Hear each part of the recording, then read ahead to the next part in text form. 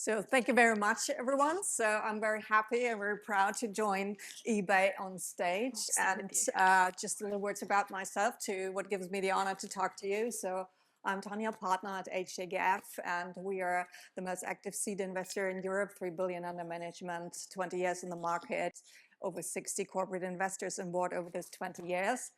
And we're a tech investor, but like 2013, we also invested in e-commerce as an innovative business model. And I had in my portfolio Rebel Style Remains. And IPO'd the company 2022.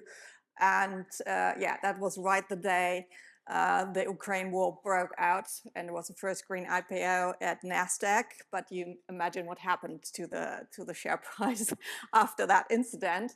And shortly after, it was acquired by Vinted, which is a 5 billion valuated company. So if I would nowadays look at these kind of like segment, I would say, so I'm very happy to talk to the people that are actually doing it right now and how they look at the market. So we have Henry, global head of eBay Ventures, and Kirsty, who is on the business side of it in fashion, the global head of fashion or general management of fashion. So I'm very lucky to have like the operative part and the venture part on it, which is very rare, and that's a good sign that you're talking to each other. Same sofa as well. They're close together, so that's a good sign if these two segments really work with each other in a company.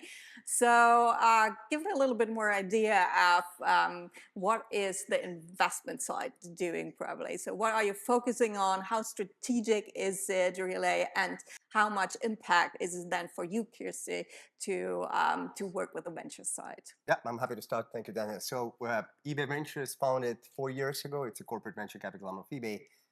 I think you heard many times from a lot of speakers here, the starting point for, at least for eBay in our case, would always be strategic alignment, right? We would always look into areas where there needs to be a strategy alignment and information, of course, in terms of what the long-term strategy of eBay would come from people like Kirsty, who would tell us where to play, what's a how to win strategy long-term. But to your question, what are the areas?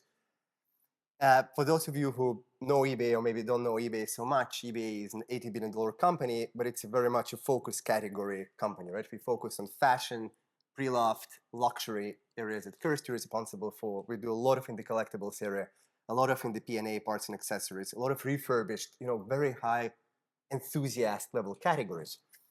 So this informs also our strategy. And one area which we will look into is like, how do people transact beyond just eBay, right? What else is out there? So it would be areas like B2B. We have investments in B2B sourcing in the pre-loved. It would be areas like rental businesses. We have investments in Australia in the peer-to-peer rentals. It would be investments in repair. It would be investments in trading solutions. So there is a lot of stuff happening in terms of other ways to transact, what we would call next-gen models. And a big area right now is live commerce as well, which Kirsty and myself will probably touch base upon at some point of time. And the other area, which is what are the capabilities which are required to support the focus categories for eBay. And the area is really, really broad. We have fraud solutions, we have authentication solutions, and things like biometrics of things, digital fingerprinting, fraud, financial solutions, right, like seller financing, API management. We have real-life models in the AI. We have examples of collection management for collectibles. So the area is really, really broad, but it always needs to start with how does it help the long-term strategy of eBay. So that's strategic, and that also means you invest out of the balance sheet, or do you as a fund? It is a ring-fenced capital, let's put it this way, right? So I don't need to go and beg for money all the time. It's a ring-fenced fund allocated for a period of 5 years. The fund that we can actually use and tap into. So that's how it works. Yeah, and I think there's, to talk about how we partner together, so business and ventures, I think a really great example is, so, Henry will say, like, what's your strategy, what you're working on? He's covered some of the things there around what's important for fashion. But one other thing, like a really great example of how we've partnered together was, so we have a global circular fashion fund, and this is where we were thinking about how we can really power the circular economy. I mean, eBay's been doing it for 30 years, but actually we didn't necessarily have all the capabilities to help business be successful on eBay, as an example. And how do we get more customers thinking about listing their items on eBay? Because that's ultimately what we're trying to do. And so we 3 years ago, I think it was the first time we did it, we reached out to the market and said, who's got any circular fashion businesses and great ideas? Because we want to help you, because we recognize there's just not enough support out there in the market. And so we ran it for the first year and it was super successful. We mentored some businesses, and actually, as a result of that, Henry came and was like, there's loads of really interesting businesses, we might want to invest in some. And so actually for this, then the second year that we did that, part of that reward for the businesses that came forward was not just mentoring, not just grants. We actually then invested in the final businesses. And for us, that was a great way for us to look at the type of fashion circular businesses that were out there in the market, but also, you know, a great opportunity to work together to really power that circular economy, because that's what we're hearing, particularly in fashion.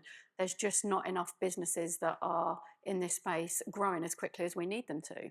Yeah, but that leads to the question of sourcing. So you have basically the requirements in the operative business, and then you go to Henry and say, okay, we need or require this or that. So then how does the sourcing work? So do you go there and straight ahead and say, let's screen the market, or do you reach out to the companies, and how do you make them interested in eBay? So it's a great question. I mean, everybody in the room who is in CVC or VC knows, right? I mean, you probably look into a few hundred companies and you invest in one, right? So like we cannot limit our sourcing to just being proactive or just being reactive, right? I mean, it's everything. It's completely everything, right? And one of the reasons, selfishly, when we partner with Kirsten, the Circle Fashion Fund, right?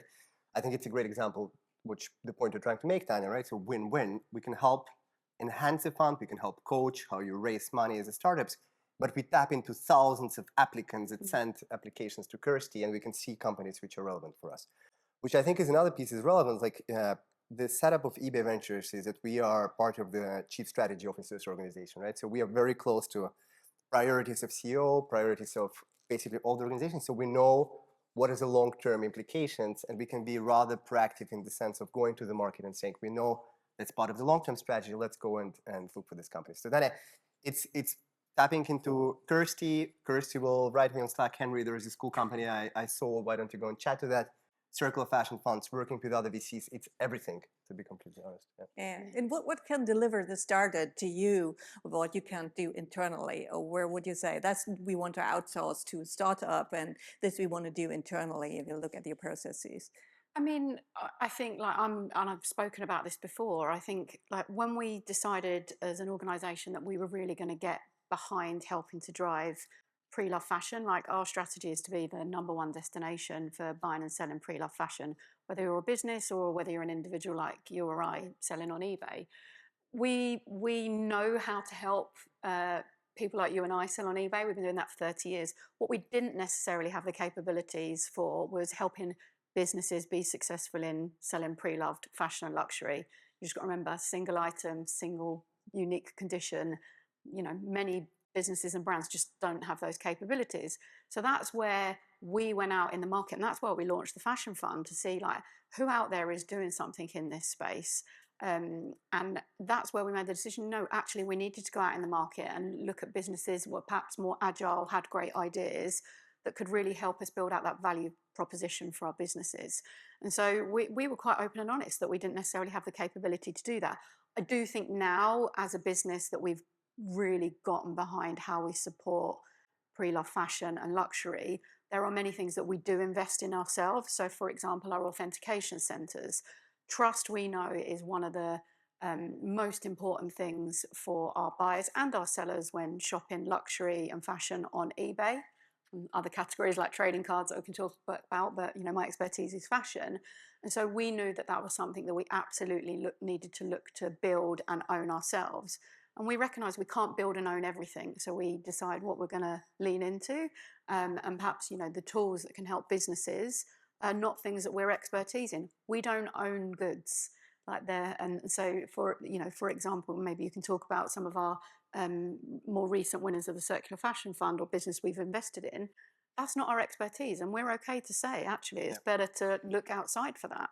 So example of that, right? Like last year, the winner was a company called Reef. They do hyperspectral imaging, identifying composition of materials, right? As you get a lot of items back, waste, right? It goes through conveyor belts. You don't know if it's a valuable item, if it has 2% nylon or polyester, whatever. They actually help. They build this technology, something eBay is not going to build. They build it, and the implication for eBay is that the more items you can actually identify, the more you can bring back into the resale. So that's a clear use case, but it's not our competence. On the other side, then, if I can say, imagine to the point you made about the listing solution, right? Like listings, AI-enabled listings is probably something that we would build in-house. And the reason for that, it's so critical. It's such an important core part of eBay business. And it's actually will be based on all the eBay data anyway. So like that's something that we're going to build utilizing all the 30 years of data that we have.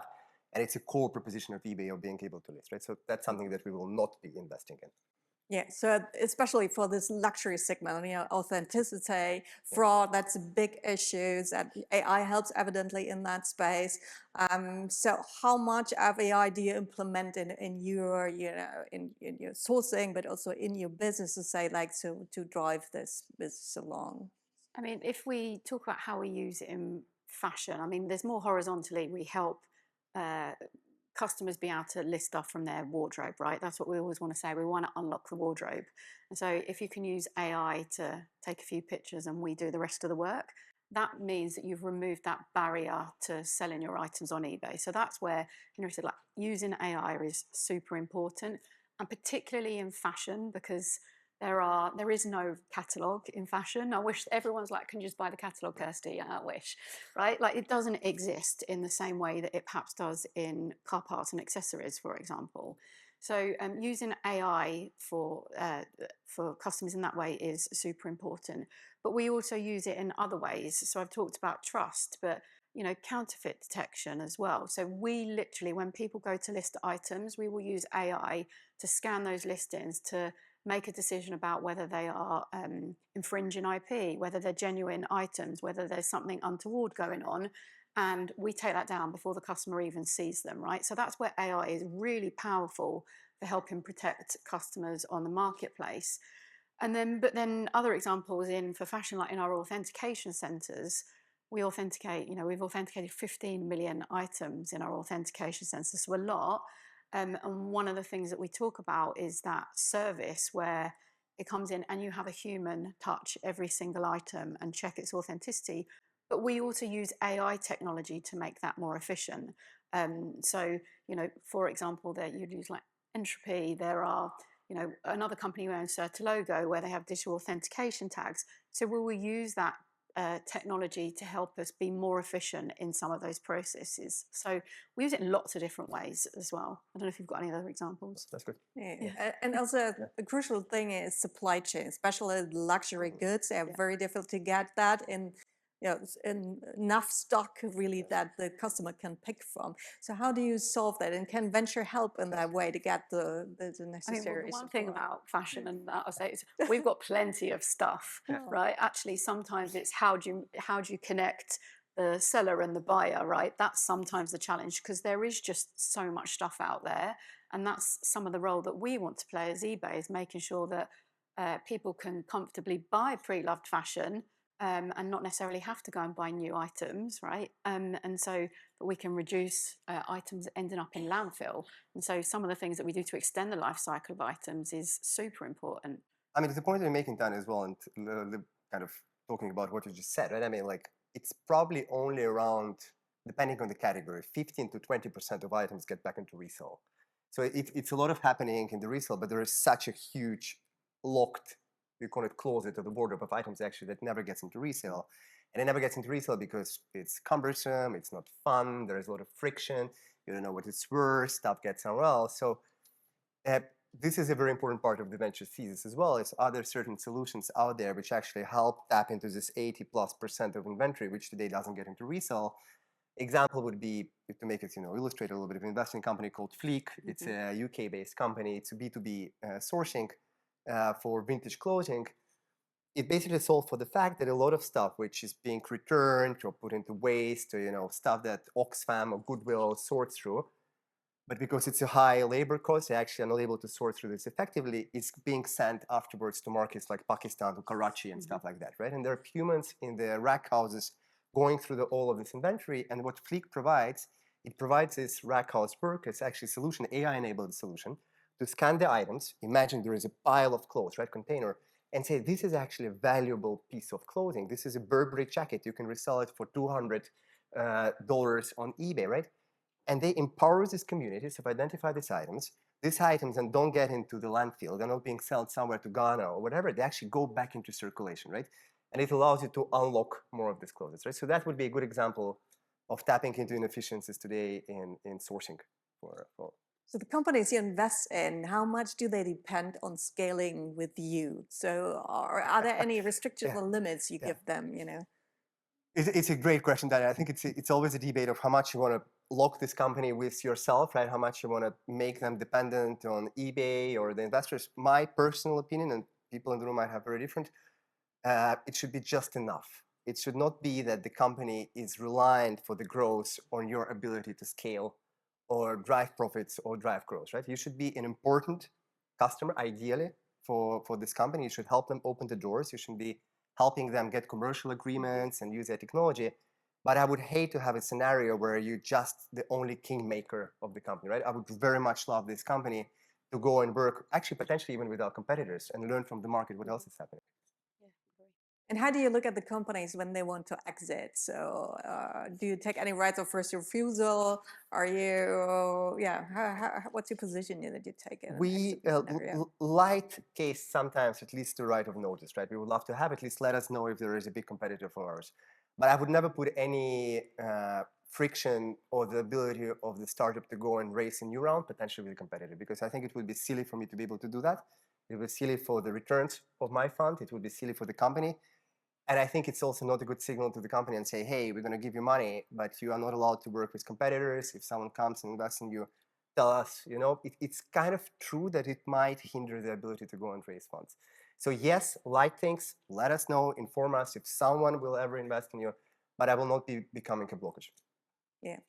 Maybe to close around, like the second-hand market is growing enormously, not only just for circular economy and sustainability, but also because people look much more at, you know, buying economically. So what's your outlook, and what can you do from the venture and also the corporate side to improve the market? And what's your outlook? I'll cover the outlook on what I think. Look, I think it is now great that buying secondhand is much more, I'd say, socially acceptable. I would have said 5 years ago, people didn't used to brag about the fact that they've brought something secondhand.